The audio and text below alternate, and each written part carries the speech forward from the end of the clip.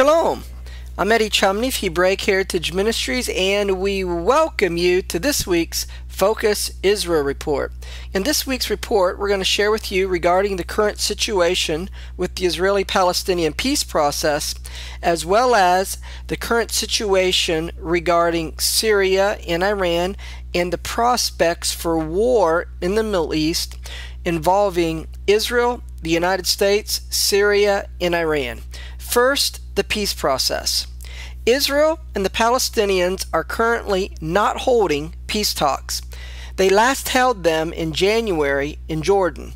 The Palestinians have warned that they are ready to present a letter to Israel blaming Israel for the failure of the January peace talks.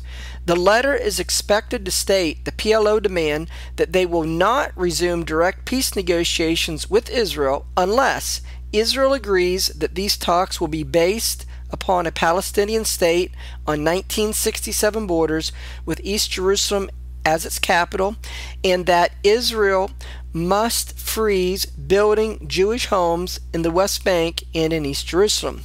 If Israel doesn't agree to these demands, the Palestinians are threatening to seek recognition of a Palestinian state at the United Nations through the United Nations Security Council or the United Nations General Assembly.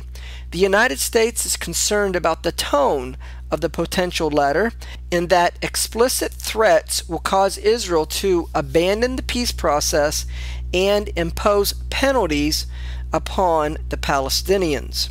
The PLO chief negotiator, Saeb Erekat, said that the Middle East Quartet, who consists of the United States, the European Union, Russia, and the United Nations, must hold the Israeli government fully accountable for bringing the peace process to a halt. He said during a meeting in Jericho with Special UN Coordinator for the Middle East Peace Process, Robert Sari, that the efforts being taken by Fatah, of whom Mahmoud Abbas heads, and Hamas, who runs the Gaza Strip, to form a unity government, does not contradict making a peace agreement with Israel, but rather it promotes and supports it. Erekat said that it's imperative for the quartet to declare that Israel did not comply with the quartet's September statement regarding how the peace process must move forward from the September United Nations meetings, because Israel would not freeze building Jewish homes in the West Bank and East Jerusalem, and refuses to accept the two-state solution based upon 67 borders as a basis for having direct negotiations. Regarding Syria, the Syrian army has now crushed a major part of the Syrian opposition groups. The Syrian army has retaken previous rebel strongholds in the north near Turkey, in addition to the strategic city of Homs around central Syria. This is a monumental victory for the Assad government. It mainly came about from Russian and Iranian support for Assad. Russia says that it will continue to sell arms to Syria. Russia's Deputy Defense Minister Anatoly Anatov said Russia will abide by existing contracts to deliver weapons to Syria despite Assad's year-long crackdown of the opposition. Russia enjoys good and strong military technical cooperation with Syria, and we see no reason today to reconsider it, Anatov said. The Syrian port of Tartus is now the only naval base Russia has outside the former Soviet Union. Anatov said Russia's supply of weapons to Syria is in line with international law and will continue. Russian-Syrian military cooperation is perfectly legitimate, he said. Furthermore, Russia and China continue to support the Assad government at the UN Security Council. A debate on the year-long Syrian conflict took place at the United Nations Security Council. It was chaired by British Foreign Secretary William Hague.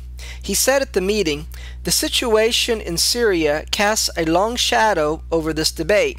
In the eyes of the overwhelming majority of the world, the UN Security Council has so far failed in its responsibilities toward the Syrian opposition.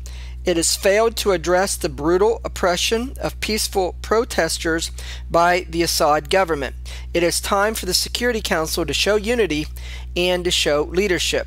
But both Russia and China made it clear that they do not support a change of government in Syria and would not support a United Nations resolution that did not also include a ceasefire by the Syrian opposition. This debate turned into an angry exchange between the United States and Russia.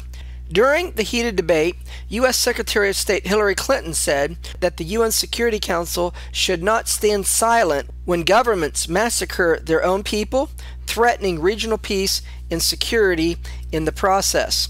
Sergei Lavrov of Russia replied, "Hasty demands for a change of government can only result in further conflict." Chinese UN ambassador added, "China is against interference in the internal affairs of a country in the name of humanitarianism. No external party should engage in direct military intervention in Syria and push for a change of government." Russia says it does not support any plan that does not include a universal ceasefire and has accused the Western world of fueling the conflict by encouraging the opponents of the Assad government. Russia insists that it will block any UN resolution that could pave the way for a replay of what happened in Libya, where NATO action ousted former Libyan leader Muammar Gaddafi. The crushing of the Syrian opposition is a victory for Russian influence in the region.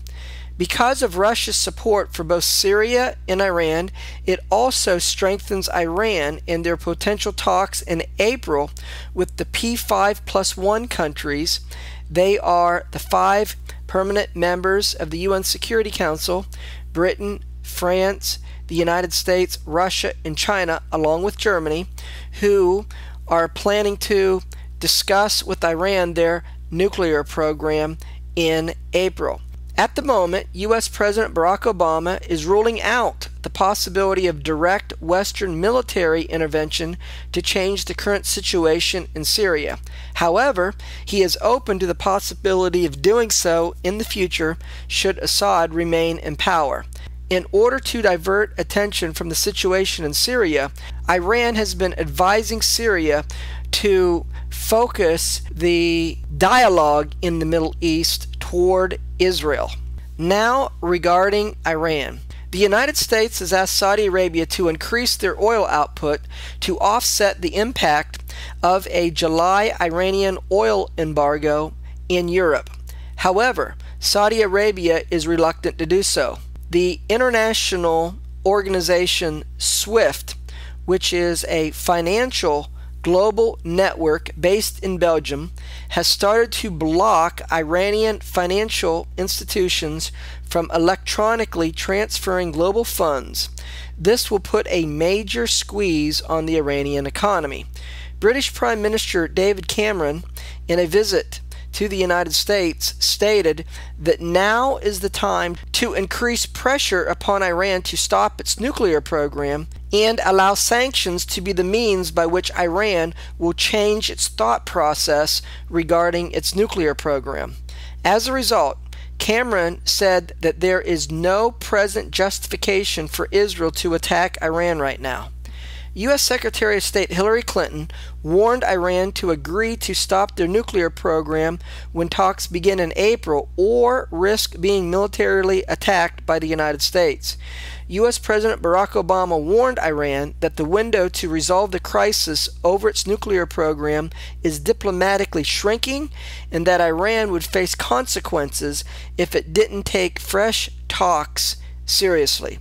However, Russian and Iranian help in enabling Syrian President Bashar Assad to defeat major strongholds of the Syrian opposition groups in the past week is expected to strengthen the Iranian resolve over the issue in these upcoming April talks. Iran is threatening to bombard northern Israel with missiles by working in cooperation with Hezbollah in Lebanon. Israel says that it has a right to bomb Iran to prevent it from getting a nuclear weapon, even if the United States objects to this. Speaking at the Israeli Knesset, Israel Prime Minister Benjamin Netanyahu said, "Israel has never left its fate in the hands of others, not even in the hands of our best friends." He said in a speech that focused on the Iranian threat, and he drew a direct line from Iran to the events that happened earlier this week in the Gaza, wherein PLO activists launched many missiles into southern Israel. However, most of them were intercepted by the Israel defense system called Iron Dome. The Prime Minister said that a nuclear Iran would pose an existential threat to Israel, and that while he would prefer it if Iran voluntarily abandoned its nuclear ambitions, he had an obligation to retain Israel's independent ability to defend itself. He scoffed at those who argued that a peace agreement with the Palestinians would solve the Iranian problem, as if a peace agreement with Palestinian President Mahmoud Abbas would stop the Iranian centrifuges from being made, he said. Anyone who wants to believe that may do so, but he's burying his head in the sand. What Netanyahu did not say was that U.S. President Barack Obama did link the Palestinian issue to Iran in the early days of his presidency, something that created tension between Israel and the United States. Netanyahu said that Gaza's missiles, money, terrorist training, and terrorist infrastructure all came from Iran. Who gave those in the Gaza orders, he asked. Iran.